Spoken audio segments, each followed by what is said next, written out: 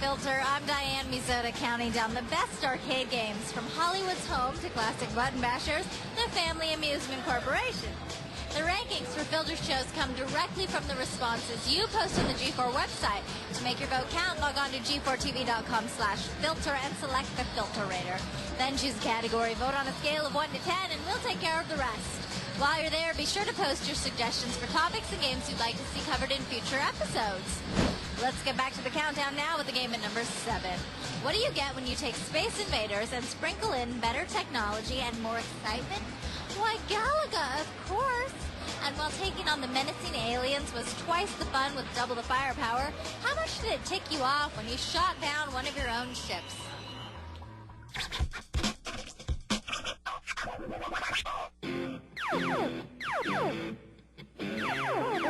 Galaga's the ultimate shooter, man. I mean, that's the arcade machine I think everybody wants to have in their home.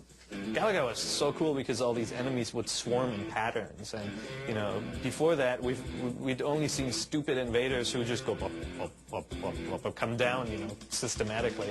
Now you suddenly had these insect-inspired enemies that go, and it really raised the bar as to how you had to fight these guys. Yeah, they're falling, and you just going side to side shooting up.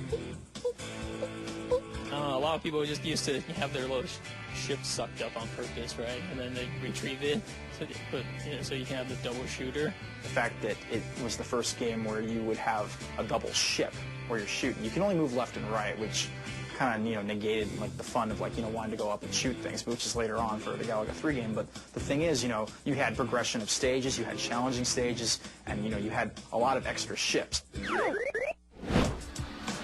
Galaga came out in 1981, back when the star of our next game was just an itch in his daddy's pants. Of course, you didn't have to play as Bart in The Simpsons. You could play as Marge, Lisa, or Homer. But as enjoyable as it was to flatten the enemy with your beer gun, I'm sure the Springfield 5 status as cult icons didn't hurt when it came time to vote. The Simpsons finish up in 6th place.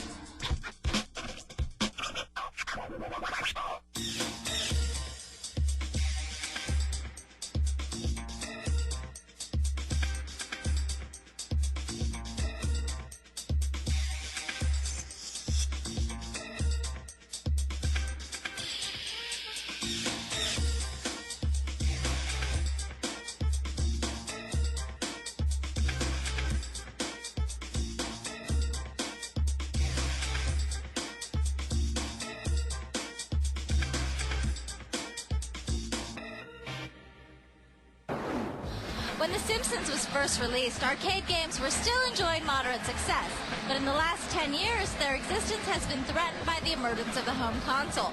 So we asked a few fans and experts, what do you think the future holds in store for the arcade game?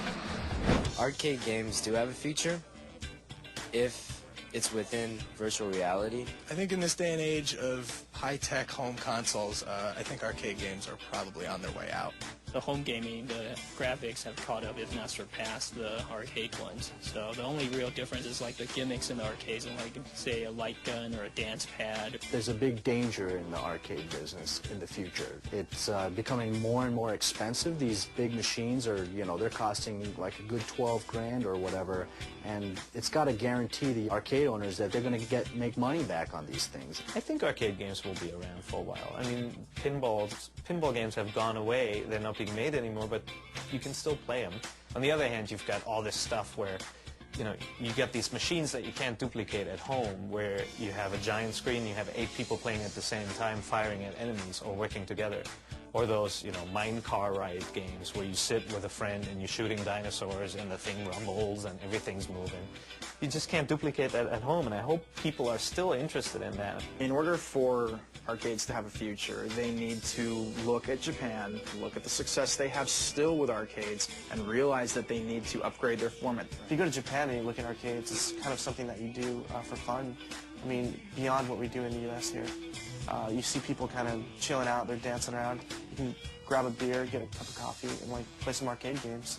So maybe if you can kind of change the way we perceive arcade games and how they're played, maybe kind of transform them into something that is a social activity you can take your girlfriend to do. Well, no No matter what happens with arcade games in the future, one thing's for certain. They'll never flourish like they did when Tron first came out. Remember the first time you saw this game? The cabinet tripped the lights fantastic as you played 4 games per level, light cycles, grid bugs, tanks, and the NPC cone. But as anyone who played this game will attest, nothing, and I mean nothing, was cooler than that ice blue joystick.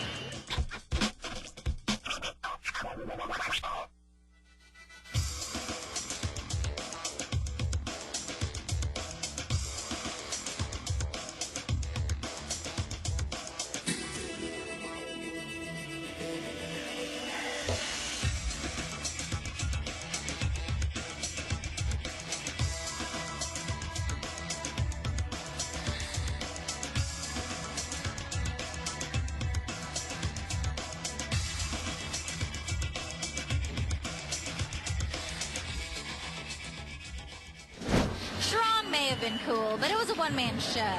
Gauntlet, however, was a team affair. You could choose to play as a warrior, Valkyrie, wizard, or elf, and up to 4 people could play at once, which was great, because as much fun as Gauntlet was to play, it was a biatch to master. But it was your biatch, and you love it so. Gauntlet comes in 4th.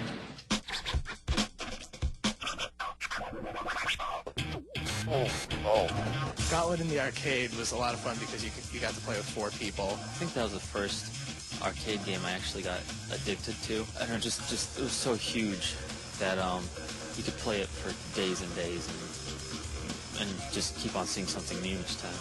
I love Gauntlet because it was kind of role-playing mixed with